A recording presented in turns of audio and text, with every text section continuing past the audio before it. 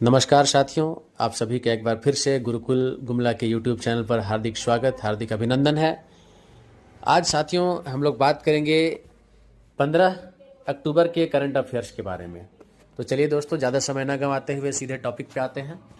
और आज का पहला सवाल है कि निम्नलिखित में से 15 अक्टूबर को कौन सा दिवस मनाया जाता है। जी हाँ साथियों, पहला सवाल है निम्नलिखित में से 15 अक्टूबर को कौन सा दिवस मनाया जाता है, और इसका सही आंसर होगा अंतर्राष्ट्रीय ग्रामीण महिला दिवस। जी हाँ साथियों, मैं बता दूं, कृषि विकास, ग्रामीण विकास, खाद्य सुरक्षा और ग्रामीण गरीबी उन्मूलन में महिलाओं के महत्व के प्रति व्यक्तियों को जागरूक करने के लिए प्रत्येक वर्ष 15 अक्टूबर को संपूर्ण विश्व में अंतर्राष्ट्रीय ग्रामीण महिला दिवस, जिसे हम इंग्लिश में international day of rural women के रूप में जानते हैं, मनाया जाता है साथियों। और अगला सवाल है, निम्न में से किसने हाल ही में राजस्थान उच्च न्यायालय के मुख्य न्यायाधीश के पद की शपथ ग्रहण की है।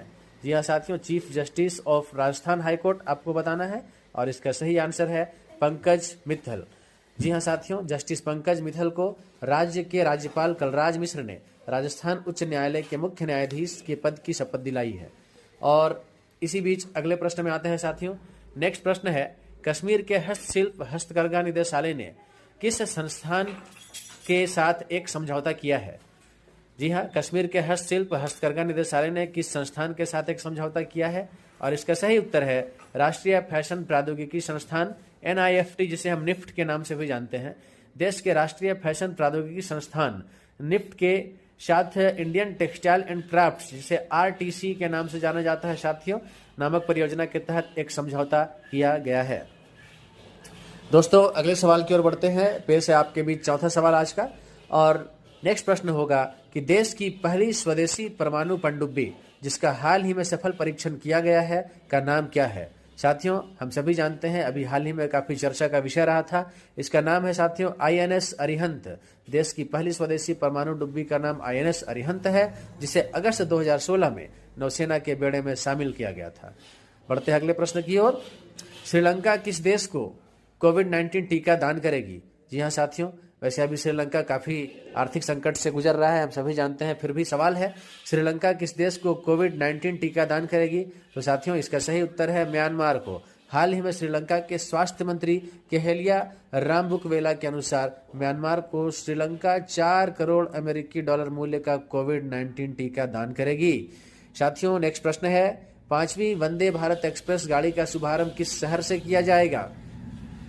साथियों इसका सही उत्तर होगा मैसूर। चेन्नई से कर्नाटक के मैसूर के बीच देश की 5वीं वंदे भारत एक्सप्रेस चलाई जाएगी।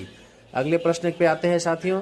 हाल ही में वित्त मंत्री क्वासी क्वार्टेंग ने अपने पद से इस्तीफा देने की घोषणा की। उनका संबंध किस देश से है साथियों। जी हाँ, मैं बता दूं, उनका संबंध ब्रिटेन से है। वे ब्रिटेन के वित्त मंत्री रह चुके।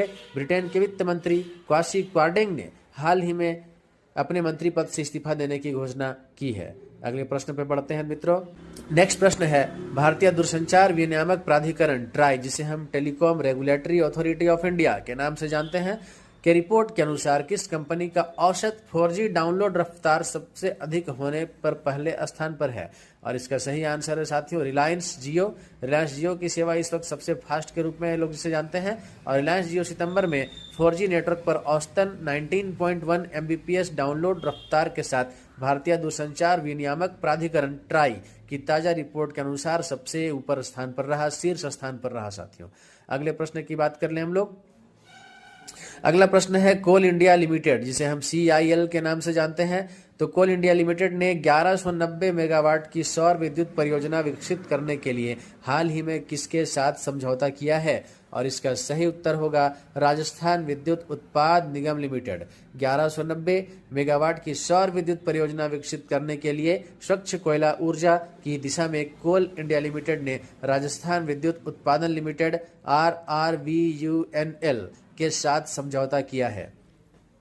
तो साथियों अभी तक के इस वीडियो में दिए गए सभी के सभी प्रश्न काफी महत्वपूर्ण है। आप सभी निश्चित तौर पर इसे अपने डायरी पे नोट कर ले, और साथ ही साथ इसे आप जरूर याद कर लें, क्योंकि आने वाले किसी परीक्षाओं में ये सभी प्रश्न महत्वपूर्ण साबित हो सकते हैं। तो साथियों आज के लिए बस इतना ही। आप सभी को मेरी ओर से बहुत बहुत शुभकामनाएं। जय हिंद, जय भारत।